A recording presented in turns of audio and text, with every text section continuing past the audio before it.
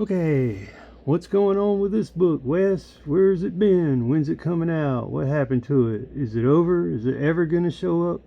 Yeah, but it's not the same. Alright, if you've seen my Facebook post, it's like the title is now The Process of Damnation, and where my name is, it has Redeemed Edition, and then my name's down here now. That's all that's changed. As far as the cover art. Gotta be careful. Yeah, this book was my first published book. Came out in 2006. A lot happened. Started writing this book in 2002. Then my Crohn's disease happened. Pretty much died. It was a rough time, and I put it on hold. I gave up. Didn't want to do it. Then I got encouraged and I finished it, and then it got published, and there was a lot of stuff in it that was like, needed changing and fixing. So yeah, 20 years later, this book has been rewritten. That's why it's called Redeemed Edition. It's not on here because I'm still working on it. Cover art's ready. Everything's the same, except for right here, instead of my name, it says Redeemed Edition. And then my name's down here now. Okay, why is it called The Process of Damnation? Is what I always get asked. Thought you were a Christian. Yes, I am. Okay, that didn't change.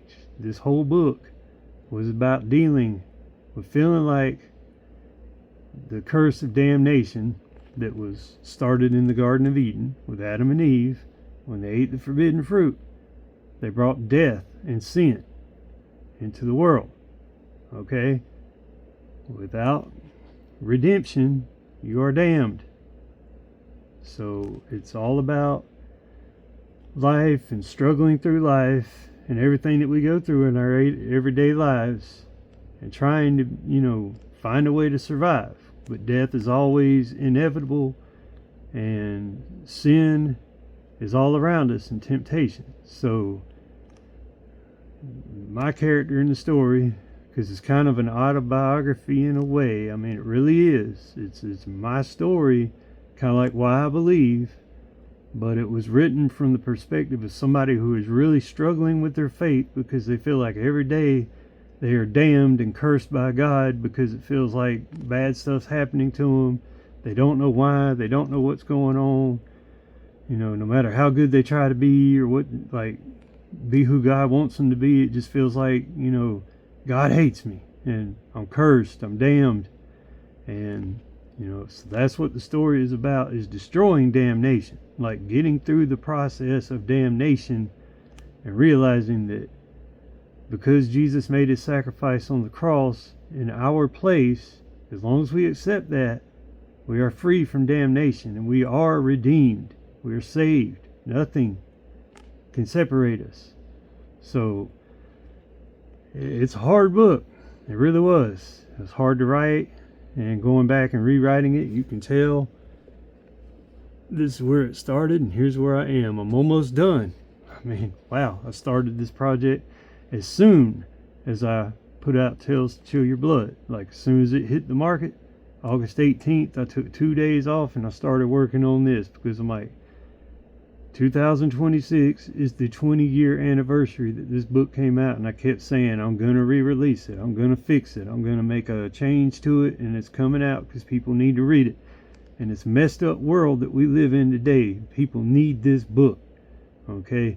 Why I Believe was written for people that already believe or may have an open mind about religion. This book is also for those people, but it's more for the people who are already struggling and just are lost, and they need something. So it's kind of like, it's a horror story with ghosts and all kinds of spooky stuff in it, but at the same time, at the heart, it is why I believe.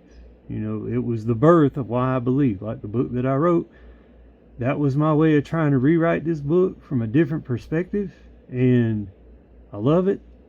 and it was a devotional, and I said I want to do that with this, but I want to reach a wider audience, people who are like, I don't care about no Christian book, who cares about God? Well, guess what? You think you're reading Stephen King, and the next thing you know, you get drawn in, and you're like, well, I can't put it down now, because it's about life. And life isn't always pretty. There are a lot of rainy days. There are tornadoes that come and destroy stuff, but in the end, there's beauty. So that's what this book is about. And there are a lot of changes that happened to this book. It's been 20 years. Going back and reading through it, I said, nah. So I decided to do what I did with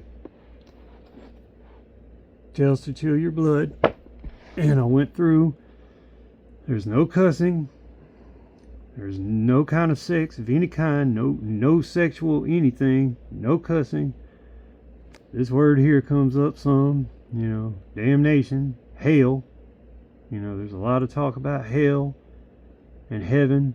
So, but that's not cussing. It's all in the Bible. So it's like, it's got gore in it. It's got killing.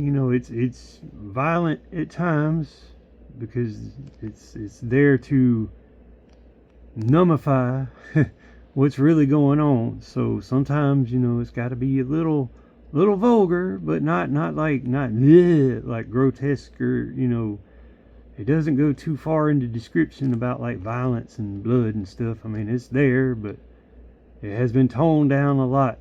But overall, I think it's more brutal now because it's beautiful.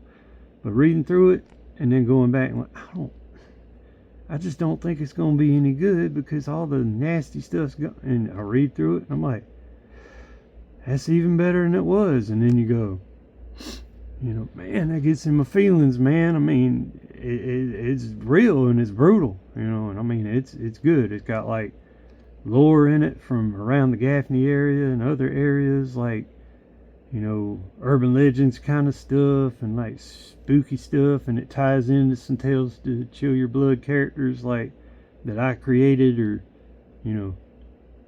it's just good. So I think camera was messing up. I think you're gonna like it. I hope you like it. And I was gonna put it out in October 2026 as well, but I've changed my mind. I didn't want to put two books out back to back, so it is coming in 2026, and it can be mid-January to Valentine's Day. Is what I'm thinking, somewhere in there. So stay tuned, and then more Tales to Chill Your Blood, which will be another book of short spooky stories and strange stories, will be coming out on Halloween, sometime around Halloween of 2026. So yeah, getting busy here, writing and stuff. And if you thought you read this book before, no, you have not. Believe me, it has changed a lot. And I took out some stuff, added some stuff, I changed some stuff, and it's a whole lot different. It's the same story, the same premise, but a lot has changed. It has matured as I have. Yeah, I've matured for the most part. But anyway, yeah, and where it ends is not the end. It's gonna go a little bit longer. So yeah, we're looking at 250 to 300 pages right now. I'm about 200, and I got a long way to go, even though it's close. But yeah, it's already being edited. Like as I go through it, it's being edited, then I get it back and I go, oh, yeah, okay, and that way I can know where I'm going to go from there. So hopefully I'll be done with this by the end of October, and then it can get proofed, and then it'll be ready to come out in January or February 2026. So stay tuned for the Process of Damnation Redeemed edition. And yeah, it has been redeemed. I would say it's appropriate for all audiences, but I don't know, because cussing and sex wise it is, but it's very PG-13 as far as like themes, like, I mean, because, you know, life and dealing with depression and stuff like that. It's heavy, but there's a light at the end of the tunnel. Shh. Oh, but anyway, don't want to give too much away, but it just deals with a lot of stuff that, you know, you have to go through every day, and feeling like, oh, God must hate me because bad things are happening to me. I must be damned, and this must be the process of damnation. Okay, there's more to the title than that, but it's in here. But God doesn't hate you. He loves you, and He wants you to know that. And you have to go through a lot of bad stuff sometimes in order to find that. But it's not God. He doesn't hate you. The world hates you. The devil hates you. But God doesn't. And you'll find that out. You know, and this book will help you. And, you know, you'll laugh. You'll cry. But in the end, hopefully, you know, you'll be like, hey, cool. God doesn't hate me. So, anyway, and it might scare you, because, I mean, some of it's kind of spooky. I mean, you can go back reading it, I'm like, ooh, that was pretty good. And that ended up in Tales Chew Your Blood, you know, like I didn't know that I was tying in my stories in this book at the time, but it's cool. So, it's kind of like a little companion. Like, hey, you want to know more about this character and where they may or may not have originated? Maybe. I'm not giving too much away. But anyway, stay tuned and thanks.